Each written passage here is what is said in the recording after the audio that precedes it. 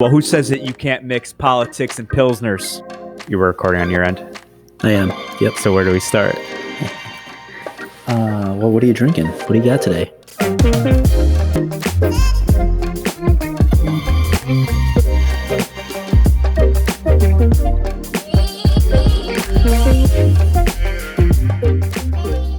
Hey, everybody. January 8th, 2021.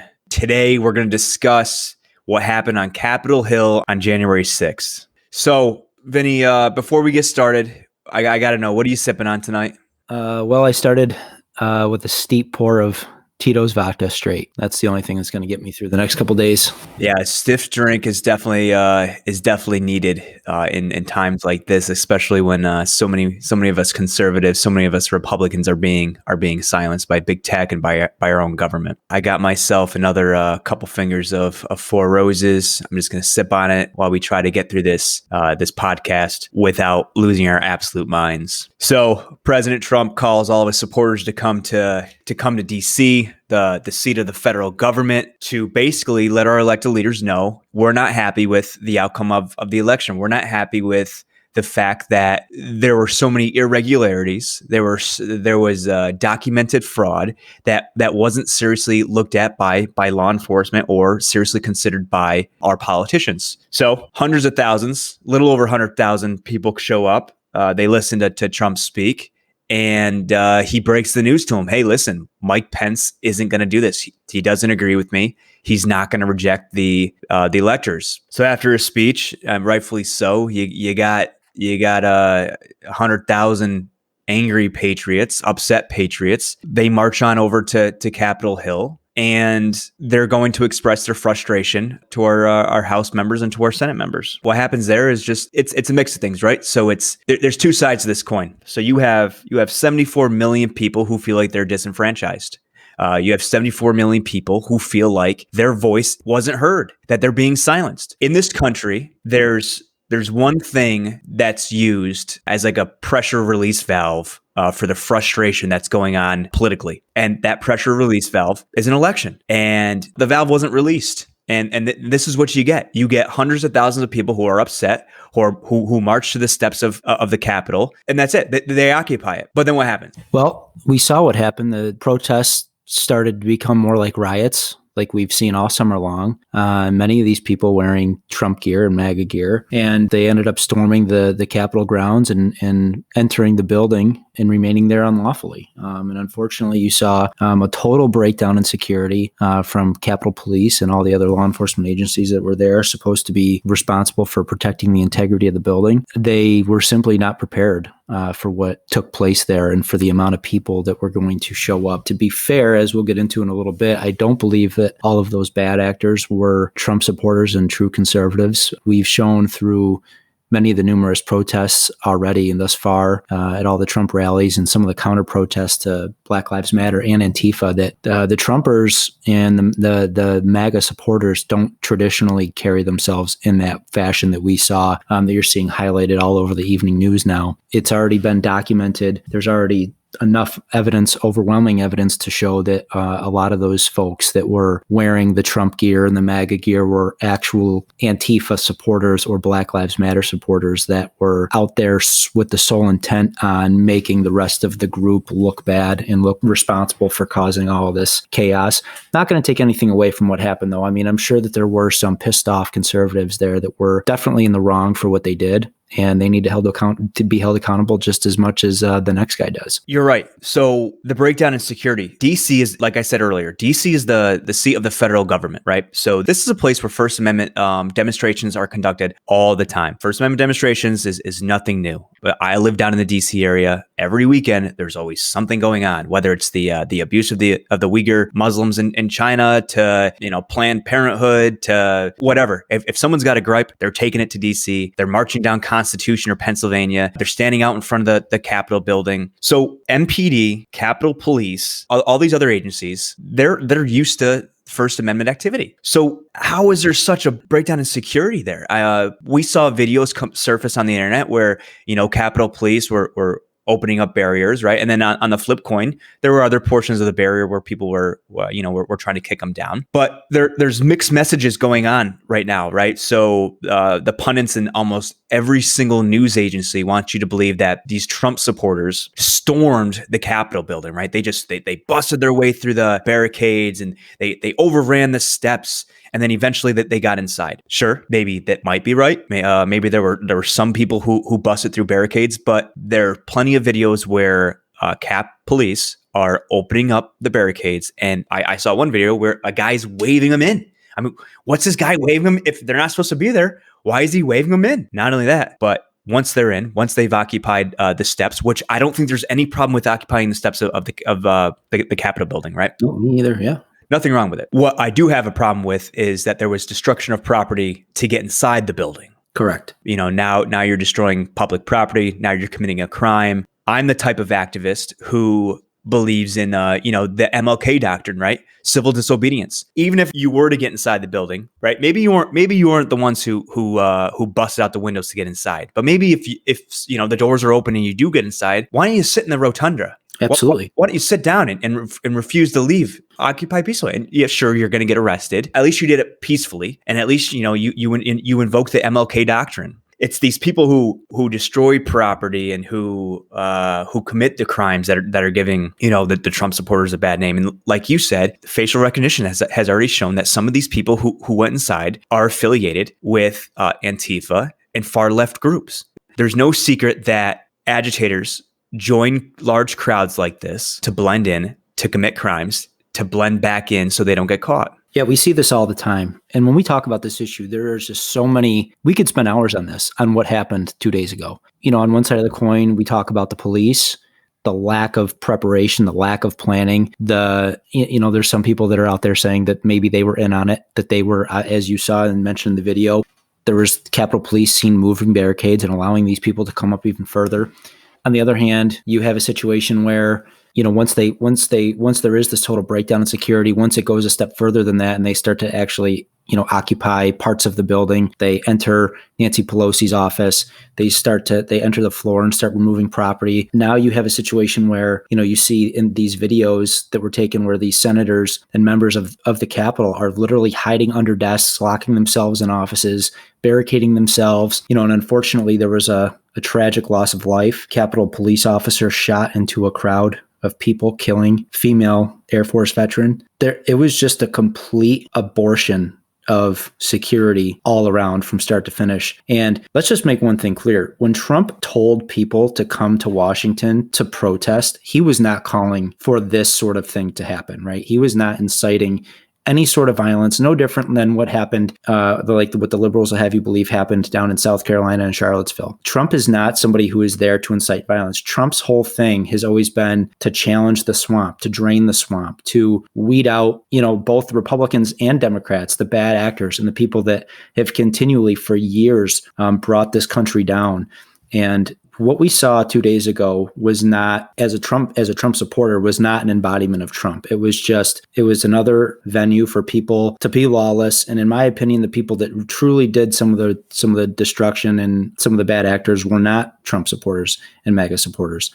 And I will say those that need to be prosecuted to the fullest extent of the law. It was terrible all the way around. It's going to be a stain on law enforcement in that area for quite some time. Capitol Police, their reputation and their image for people both on the right and the left is going to be tainted. Two things. Throughout the entire summer, we witnessed cities burning, inner cities burning, right? And you have these elected officials and you have these pundits who are saying, oh, well, they're just expressing their frustration. This is what happens when you're disenfranchised or, whatever it was, right?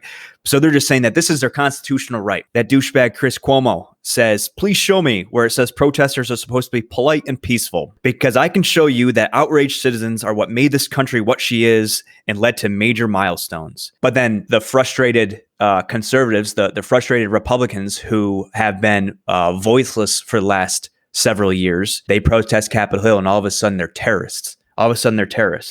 And that's the right way to do it, right? I mean, when you're protesting, that's the difference between BLM and Antifa and what happened 2 days ago. The difference being the Trump supporters took their gripes to Washington, to the government. They weren't burning their own cities down. They weren't burning their neighbors' businesses down. They weren't looting their neighbors' businesses. They weren't going to restaurants and flipping their neighbors' tables over and causing total civil disobedience and discourse with their fellow citizens. They were there to protest the government. They were there to protest against what they believe to be one of the most prestigious honors of Americans and their freedoms to be able to vote in a free country, in a free society. And they felt that their vote was being suppressed. They felt like their vote was being robbed and that their voices were not truly being heard. So they did what every American should do who wants to protest against maybe their rights being trampled on or their voices not being heard, and that is to protest the government, not protest by burning down your local neighborhood or your local city or your local street corner because you're pissed off that you feel like your rights are being trampled. Yeah, as far as I'm concerned, that's not even protesting. It's just criminal. You're an absolute criminal. You're a scumbag if that's what you're going to do. I want to preface my next comment with this. We here on Pilsners and Politics do not condone violence in order to make a political statement. Absolutely not. We don't condone it. We don't agree with it. But I understand the frustration. I understand why so many people are mad.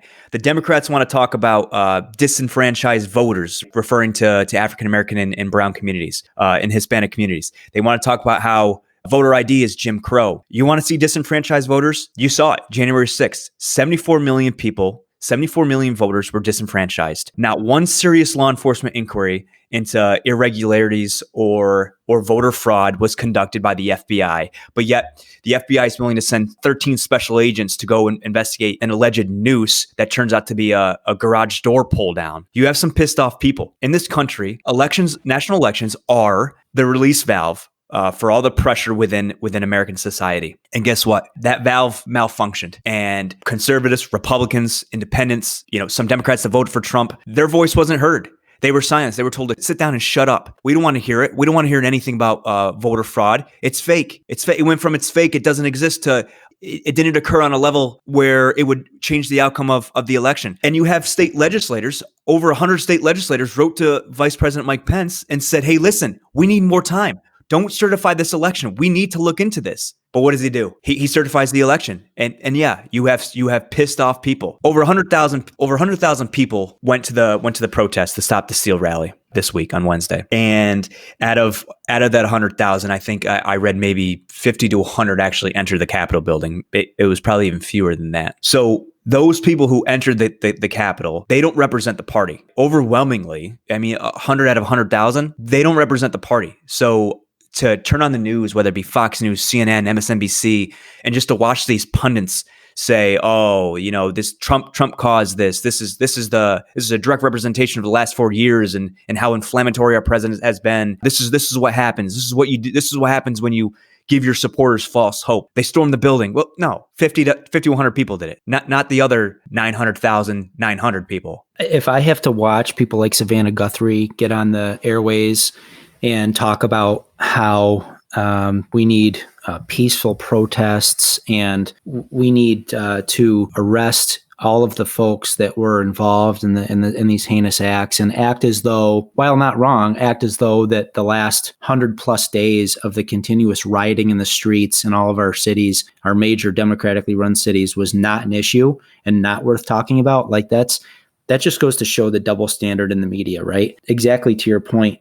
They're going to have you believe that everybody that was at that rally stormed the Capitol building. That was simply not the case. Now, we both agreed. I don't have a problem with people standing on the steps of the Capitol. I don't have people entering the lobby of the Capitol. But beyond that, those thresholds, right? They have no business being in Nancy Pelosi's office. They have no reason to destroy property.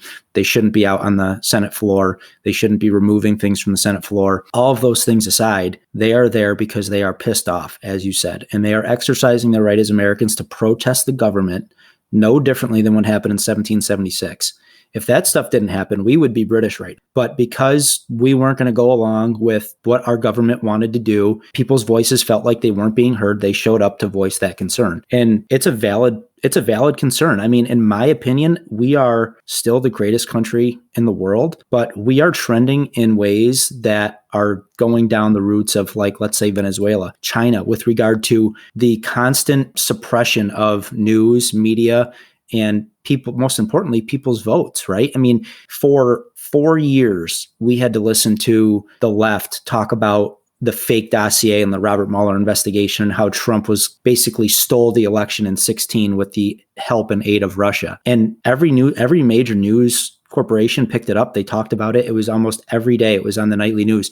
Even though it was totally fake and all bullshit, it was being forced down the rest of mainstream America's throat to have everybody believe that Trump was this illegitimate president. And what did they do? When that evidence, in quotes there, when that was brought up, what did they do? They hired a special counsel. They conducted a beyond thorough investigation, an investigation that included really far stretches of the imagination with regards to evidence and some of the things that they were trying to connect the dots on. You fast forward to 2020, you have a situation where the election is being contested based on serious evidence that both you and I and anybody else with a fucking brain between their ears can say, yeah, this was a problem. It does appear like there was some significant suppression of people's votes, like there was some significant wrongdoing and maybe some criminality here on behalf of what took place on November 3rd with regard to voter suppression. And all of the Republicans wanted was for that to be looked at, for an audit to be conducted, a 10-day forensic audit of the vote to ensure that Biden did in fact win the election fair and square. I, as a Republican, a conservative, a Trump supporter,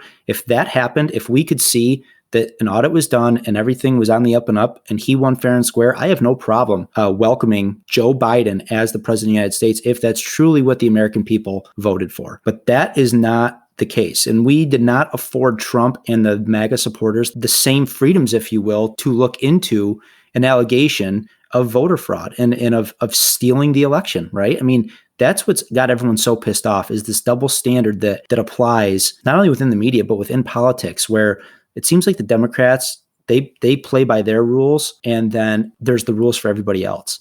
And if we were just afforded the same rights and those same set of rules, I don't think you'd be seeing what you're seeing here today. I don't think you'd be seeing what you saw on the 6th of January. Yeah, I unequivocally agree with everything you just said there, right? We are, first of all, even if they were to conduct an audit, right, a 10-day audit of the 6 swing states that are in question, we don't have a free and fair media in this country. The media would just portray it as more conspiracy theories, because if you go against the grain, you're a conspiracy theorist. So you brought up that we're headed toward we're headed down the route of like of Venezuela, right? So I mean, our election was conducted as if we were in Venezuela. So after the Constitutional Convention, Ben Franklin comes outside and some woman says, "What type of government did you give us? Did you give us another monarch? Did you give us this? Did you give us that?"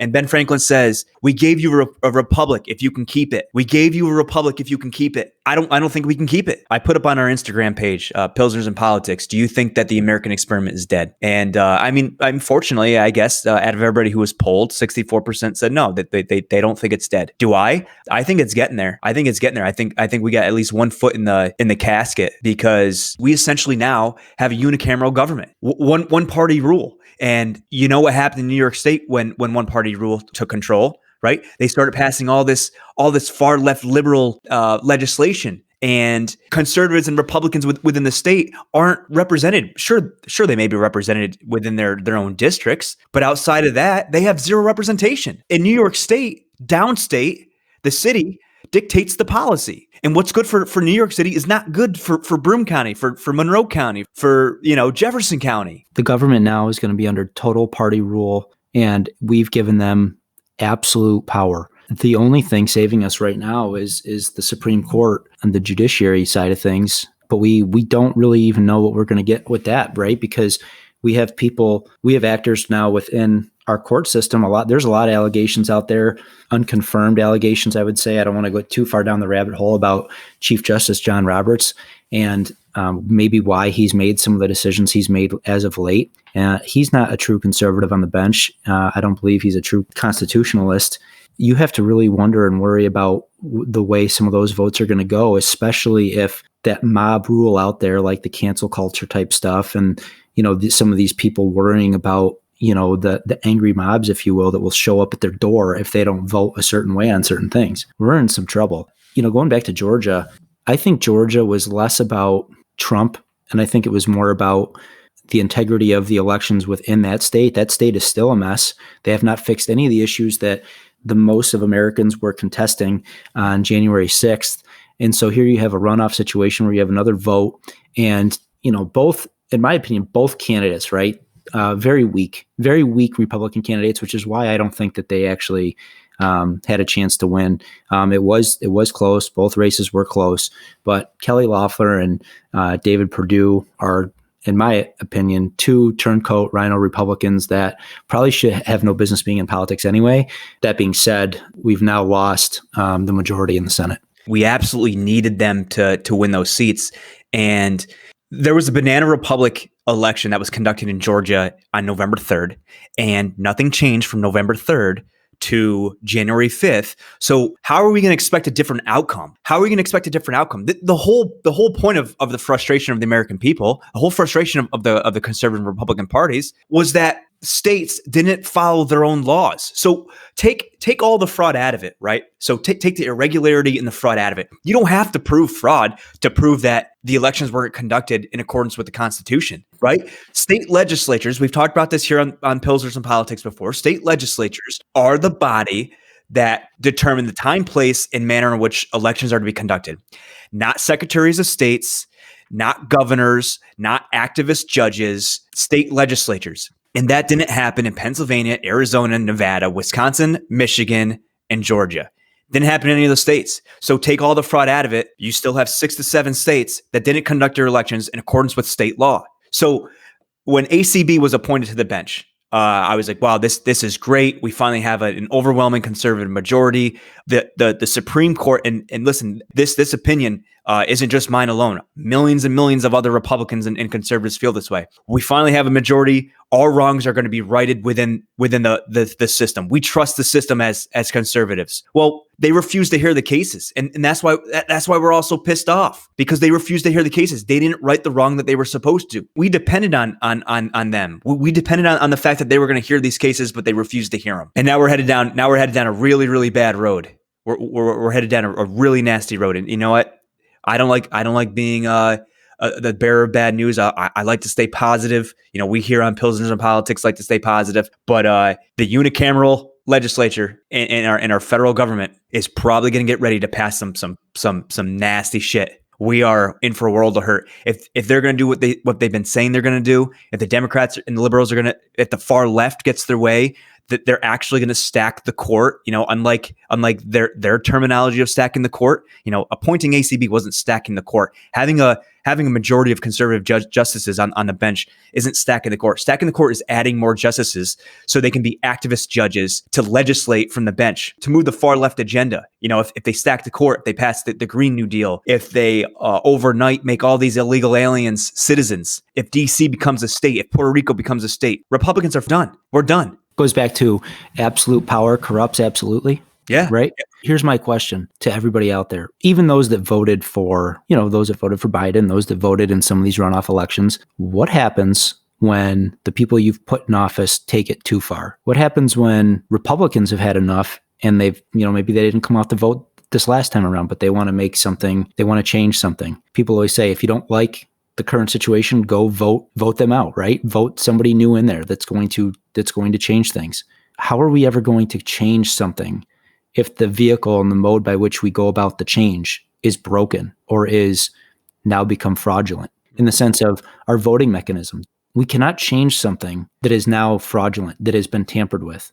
There is no way to go out there and right the wrongs that were done now in this election 4 years from now. If none of those things, like in Georgia, Pennsylvania, Michigan, Wisconsin, if none of those states are bound or legally required to fix some of these issues that we as Americans are contesting, then how in the future are we ever going to get back to the ability where we're able to actually vote somebody else in office that maybe offers a different viewpoint? I think that we are in serious trouble with regard to Republican conservative politics in this country moving forward. And it doesn't matter who the candidate is. It doesn't matter if it's in 4 more years, if it's Trump Jr., if he wants to run and he energizes the MAGA crowd, if you will, if the election, no matter what, is going to be stolen and it is going to be, if there's going to be a fraudulent premise behind it, I don't know how anything changes going forward. And I think that's what culminated, right? And that's what's been boiling for the last, several months. And that's what led to the storming of the Capitol, right? Or, the demonstration on the Capitol, because overwhelmingly it was a demonstration. I said earlier, 50 to 100 people don't represent the 100,000 that were there. No, and we're not condoning what happened there at all. I mean, there's people there that lost their lives. I mean, Ashley Babbitt, right? A 14-year Air Force veteran. There was a police officer, Capitol police officer, that lost his life, Brian Sicknick. Those people on both sides, right? Maybe whoever it was that shot into a crowd of people at the Capitol, unless you're able to show me and tell me that somebody's life was in imminent danger, that person needs to be held accountable just as much as the person that needs to be held accountable that killed the Capitol police officer. A couple things I want to touch on. This just goes back to what is wrong with the current state of the Republican Party. When you had the group of 13 senators come together to say that we are going to contest the election results and the integrity of the election, after the events of January 6th, that number went from 13 down to 6. The only ones that continue to stand by their beliefs that the integrity of this election is more important than everything else are as follows: Ted Cruz, Josh Hawley, Cindy Hyde-Smith, John Kennedy, Roger Marshall, and Tommy Tuberville. These other 7 that I'm going to tell you about, all these turncoats, these rhinos, they need to be voted out of office at the next election, barring that there's no fraud within these particular states where the elections might be compromised. Kelly Loeffler, well, she's already gone. Jim Langford, Marsha Blackburn, Mike Braun, Todd Young, Steve Daines, and Kathy McManus Rogers. We need to build up those heroes, those senators who have courage. We need to build them up. We need to put them on some sort of pedestal and look at them for leadership. And you know what? The people who turned on President Trump, the people who changed their mind because 50 to 100 people entered the Capitol building. I mean, what does one have to do with the other? Just because people stormed the Capitol, do you not have conviction? Are you that easily swayed that because the optics might look bad, now you're gonna turn around?